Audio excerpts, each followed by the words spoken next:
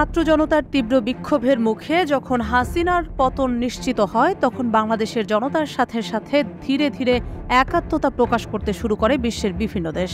এর মধ্যে পরিলক্ষিত হয় পাকিস্তান। দেশের অন্তর্বর্তীকালীন সরকার গঠনের পর কৌশলে বাংলাদেশের সাথে সম্পর্ক শিথিল করার মনোভাব ব্যক্ত করে ইসলামাবাদ।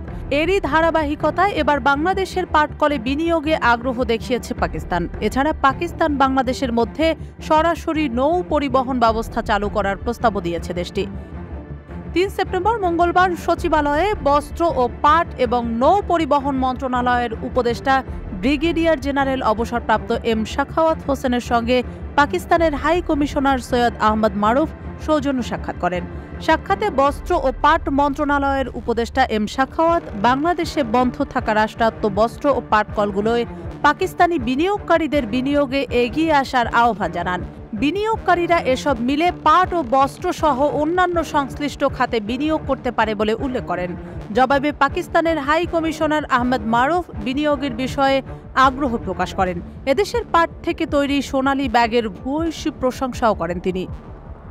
আসন্ন অক্টোবরে পাকিস্তানের টেক্সটাইল এক্সপোতে অংশগ্রহণ করতে বাংলাদেশকে আগাম আমন্ত্রণ জানিয়েছেন পাকিস্তানের হাই কমিশনার। বস্ত্র ও পাট মন্ত্রণালয়ের সচিব মোহাম্মদ আব্দুর রউফ এ সময় উভয় দেশের মধ্যে বাণিজ্যিক সম্পর্ক বাড়ানোতে জোর আরোপ করেন এবং বহুমুখী পাটজাত পণ্য পাকিস্তানে আমদানি করার জন্য পাকিস্তানি ব্যবসায়ীদের দৃষ্টি আকর্ষণের অনুরোধ জানান। এরপর পাকিস্তানের হাই কমিশনার আহমদ মারুফ পাকিস্তান বাংলাদেশের মধ্যে সরাসরি নৌ পরিবহন ব্যবস্থা চালু করার প্রস্তাব করে জানান, এতে দুই দেশের আর্থ-সামাজিক সম্পর্ক এগিয়ে যাবে। সে লক্ষ্যে বাংলাদেশ শিপিং কর্পোরেশন এবং পাকিস্তান শিপিং কর্পোরেশন যৌথভাবে কাজ করতে পারে।